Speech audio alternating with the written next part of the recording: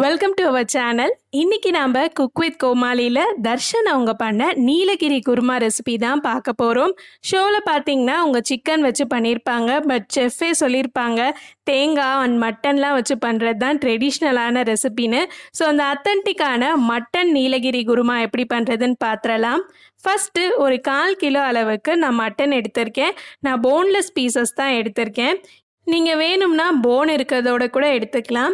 இது கூட 1 table spoon இஞ்சி பூண்டு பேஸ்ட்டு, 1 டேபிள் ஸ்பூன் அளவுக்கு தயிர் சேர்த்துக்கிறேன். கூட கொஞ்சமாக உப்பு சேர்த்துட்டு இதை நல்லா பிசைஞ்சு விட்டுருங்க. தயிர் சேர்க்கறதுனால நம்மளோட மட்டன் பீசஸ்லாம் நல்லா சாஃப்டாக ஆகும். இந்த மாதிரி நல்லா மிக்ஸ் பண்ணி விட்டுட்டு ஒரு 10லேருந்து 15 நிமிஷம் அப்படியே ஊற வச்சிடலாம். இப்போ 10 நிமிஷம் கழித்து நான் ஒரு குக்கரில் மட்டன் பீசஸ் எல்லாத்தையும் சேர்த்துக்கிறேன். இது கூடவே கொஞ்சமாக தண்ணி சேர்த்துக்கோங்க. இது கிட்டத்தட்ட ஒரு 10 விசிலாவது வரணும். அப்போ தான் மட்டன் நல்லா சாஃப்டாக வேகும். ஸோ ஒரு 10 விசில் வந்ததுக்கப்புறம் மட்டன் பீஸ் எல்லாம் தனியாக எடுத்து வச்சுக்கலாம். இப்போ இதுக்கு தேவையான மசாலா பண்ணுறதுக்காக ஒரு ஜாரில் கொஞ்சமாக கொத்தமல்லி இலை சேர்த்துக்கிறேன். அடுத்து ஒரு கையளவுக்கு புதினா சேர்த்துக்கோங்க. இப்போ ஒரு 3 பச்சை மிளகாய், 2 துண்டு இஞ்சி, ஒரு 6 அளவுக்கு பூண்டு எடுத்திருக்கேன். பச்சை மிளகாய் ரொம்ப காரமாக இருந்தது, அதனால நான் 3 தான் எடுத்திருக்கேன்.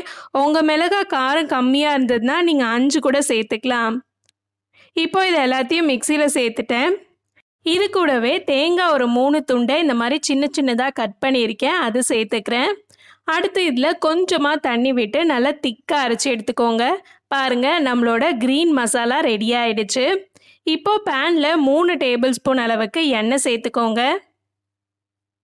எண்ணெய் சூடானதுக்கப்புறம் இதில் ஒரு சின்ன பட்டை, 1/4 டேபிள் ஸ்பூன் அளவுக்கு சோம்பு, ஒரு பிரியாணி இலை, 3 கிராம்பு, 2 ஏலக்காய், ஒரு அன்னாசி பூ எடுத்திருக்கேன், அது சேர்த்துக்கிறேன். கொஞ்சமாக கருவேப்பிலை இலை சேர்த்துக்கலாம். இப்போது 2 பெரிய வெங்காயத்தை நான் இந்த மாதிரி நீளமாக கட் பண்ணி வச்சுருக்கேன், அது சேர்த்துக்கிறேன். வெங்காயம் நல்லா கலர் சேஞ்ச் ஆகணும், அது வரைக்கும் நல்லா வதக்கிக்கோங்க. இப்போ இதில் 2 பெரிய சைஸ் அளவுக்கு தக்காளி எடுத்து வச்சுருக்கேன், அது சேர்த்துக்கிறேன். தக்காளி நல்லா சாஃப்டாக வெந்ததுக்கப்புறம் நம்ம ஆல்ரெடி வேக வச்சுருக்கோம்ல மட்டன் பீசஸ், அது எல்லாத்தையும் சேர்த்துக்கலாம். இந்த மாதிரி சேர்த்துட்டு வெங்காயம் தக்காளியோடு சேர்த்து நல்லா ஒரு 2 நிமிஷம் வதக்கி விட்டுக்கோங்க. இப்போ நம்ம அரைச்சி வச்சுருந்தோம்ல அந்த க்ரீன் மசாலா, அதை இதில் சேர்த்துடலாம். நாம் இஞ்சி பூண்டு எதையுமே வதக்காமல் அப்படியே அரைச்சிட்டோம். ஸோ அதெல்லாத்தையும் இந்த மாதிரி மட்டனோடு சேர்த்துட்டு ஒரு 2 நிமிஷம் போல் வதக்கிக்கோங்க. இப்போ இதில் ஒரு 1/4 டேபிள் ஸ்பூன் அளவுக்கு மஞ்சள் தூள், 1/2 டேபிள் ஸ்பூன் அளவுக்கு கரம் மசாலா, கொஞ்சமாக உப்பு சேர்த்துக்கிறேன். ஆல்ரெடி மட்டன் வேக வைக்கிறப்பவே நம்ம உப்பு சேர்த்துட்டோம். ஸோ உப்போட அளவை மட்டும் பார்த்துட்டு சேர்த்துக்கோங்க. இப்போ எல்லாத்தையும் நல்லா மிக்ஸ் பண்ணிவிட்டு இதில் 1/2 கப் அளவுக்கு தண்ணி சேர்த்துக்கிறேன். ஆக்சுவலாக நீலகிரி குருமா பார்த்திங்கன்னா கொஞ்சம் தண்ணியாகவும் இருக்காது, நல்லா கெட்டியாகவும் இருக்காது, அந்த நடு ஸ்டேஜில் தான் இருக்கும். பட் சில பேருக்கு குருமானாலே நல்லா திக்காக வேணும் அப்படின்னு நினைப்பீங்க. ஸோ அவங்கெல்லாம் கொஞ்சம் தண்ணி கம்மியாக சேர்த்துக்கோங்க. இப்போ இதை ஒரு மூடி போட்டுட்டு ஒரு 10 நிமிஷம் அளவுக்கு கொதிக்க விடுங்க. அவ்வளோதான், நம்மளோட சூப்பரான நீலகிரி குருமா செம்மையாக ரெடி ஆகிடுச்சு. மேலெல்லாம் எண்ணெய் அப்படியே பிரிஞ்சு வந்திருக்கு பாருங்கள். இப்போ பிளேட் பண்ணிடலாம். கொஞ்சமாக அந்த குருமாலேருந்து மட்டன் பீசஸ் மட்டும் எடுத்து நான் இந்த மாதிரி பிளேட்டில் வச்சுக்கிறேன். ஷோவில் பார்த்தீங்கன்னா இது கூட ஸ்பாஞ்ச் கேக் பண்ணியிருப்பாங்க. அந்த ரெசிபி நான் கீழே டிஸ்கிரிப்ஷனில் கொடுக்குறேன், செக் பண்ணி பாருங்கள். நான் இன்றைக்கி நம்மளோட ட்ரெடிஷ்னலான இட்லியோட தான் சர்வ் பண்ண போகிறேன். இட்லியை இந்த மாதிரி பீஸாக கட் பண்ணி எடுத்திருக்கேன்.